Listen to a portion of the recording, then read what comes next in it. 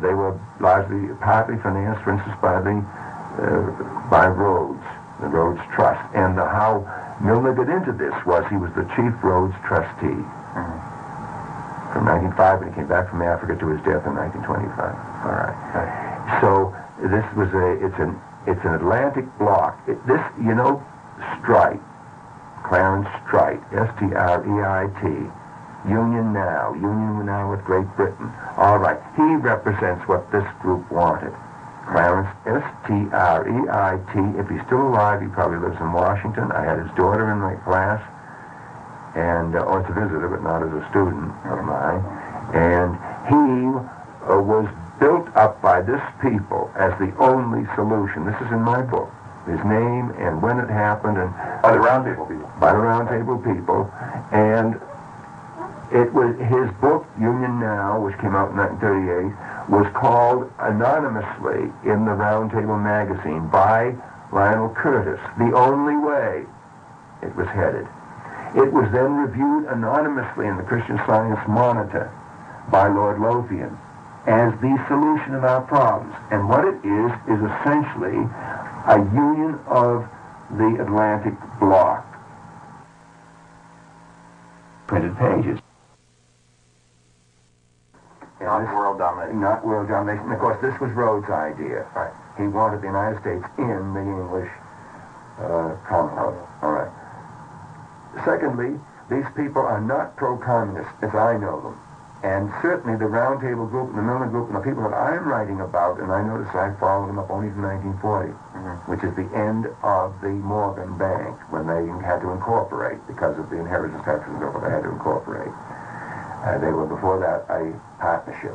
When did the Council of Foreign Relations form? It was originally established by a group here about 1919. Okay. But they had in the group that we went, it's the Inquiry. The Inquiry was the post-war planning group set up by the Morgan interests in 1917 in the United States, of which the technical head was the head of the American Geographical Society. All of this is in my book. No. Oh, that's National Geographic. I have that on my mind. Hugh, was it? No. That's all. Well, it doesn't. It's in my book. You see, my names are slipping me now. Anyway, it's called The Inquiry. There's a whole book on it, and it's called The Inquiry. So you can find it by looking up that title. But you can find it also if you can look at my book. The unfortunate part is it's not in the paperback. It's in the first part when they were forming the thing, which is in the big version of it. The Inquiry got together in Paris and agreed to establish an organization out of which came the Royal Institute of International Affairs. And that Royal Institute of International Affairs had branches in all of the Commonwealth countries, Australia, New Zealand, South Africa, Canada, eventually in India, and they even, I think, had one somewhere else. Pakistan, when it divided, they established one. But in the United States, of course, they didn't have to because they had the Council of Foreign Relations. But when they came over here, coming back from Paris, they found that a movement had begun here already to form a Council of Foreign Relations, so they moved in and took it over, and they could do that because they represented Morgan. And in that crowd was Willard Straight, who was a Morgan partner, and he died at the peace conference of the influenza. And, of course, the man who was the active, supposed to be, Tom Lamont. President Bill Clinton. Great guy for revealing this. But then they became absolutely sour, and they're now denouncing me. That I'm a member of the establishment. And because you're repudiating it? I don't know. You don't know why? I don't know, really. I'm baffled. I'm baffled by the whole thing. I don't know why Macmillan acted the way it did. I don't know why. I can think these guys are just trying to make a living. I think they'd write anything that they got paid for writing, which is my feeling about it. So, now, I was angry about this. Then somebody wrote to me from the University of Nevada, I believe it was, in Reno, I think. And he was very angry over what was going on there, over this. Now, this is in the 71, No, this would be 73. 73 that it came to your attention. Or when did, no, this came in the election of 72. 72. The Okay. spring of 72. Okay, fine. So it was right after it came out. Yeah, I think. Okay. Then in 73, somebody called you. In 73, somebody called me. Now, I can give you the exact dates on this if I can get to the papers, but I don't have them anyway. And he wanted me to do something to stop the influence that this book was having in Nevada, particularly as promoting anti-Semitism. Now, basically, Professor Quigley is talking about the book None Dare Call It Conspiracy, written by Gary Allen and Larry Abraham. And the book doesn't promote anti-Semitism. It does talk about some Jewish bankers, but then there are Jewish bankers and there are a lot of non-Jewish bankers. It has nothing to do with Jewish at all. It has to do with people who have the desire to create a world system. And the majority of bankers, as Carroll Quigley points out, of international bankers are not Jewish at all. In fact, many times these Jewish names are used, I believe, personally as a front to draw our attention away from the real forces working behind the scenes. So let's go ahead and go on with the interview with Professor Quigley. Because there's a group of people who are using this book, and they're total nuts. I get letters from them all the time. I can show you some of them if you want. Complete nuts.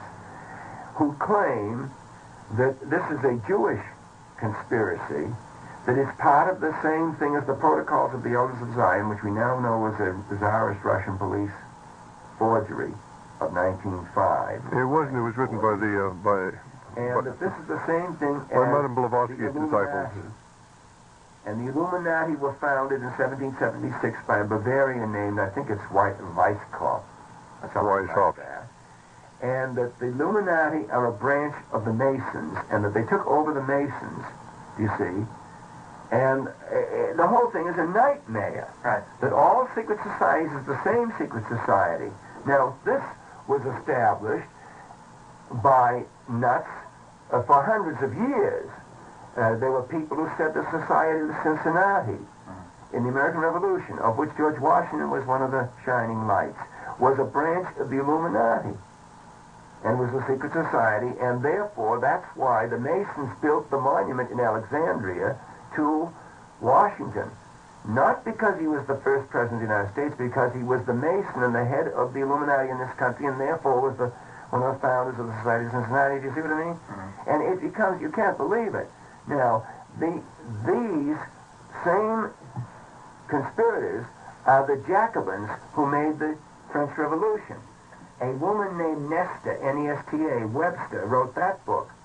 To refute it, my tutor, who's a Rhodes Scholar, Crane Brinton, B-R-A-N-T-O-N, wrote his doctoral dissertation called The Jacobins, in which he refutes her. Do you see? Right. Now, I think at the end of his life, Brinton probably came to feel that he was wrong, that there was some secret society involved in the Jacobins. And a student of his named Elizabeth Eisenstein, who's a marvelous researcher, she's now a professor at American University, under Brinton wrote a doctoral dissertation on the founder of the Babeuf conspiracy. The Babeuf conspiracy was a conspiracy of the extreme left, which burst out in France in 1894 or so, led by a man named Babeuf, who was executed for it. But the man behind it was a descendant of Michelangelo named Buonarroti, because Michelangelo's family name was Buonarroti. Look, if you can, at Eisenstein's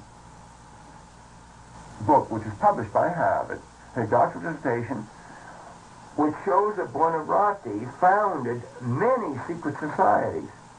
You see, one of them was the Babeuf people, who are now being praised to the skies by all the neo-Marxists, like Marcuse and others, you see, as the great heroes, because they tried to change the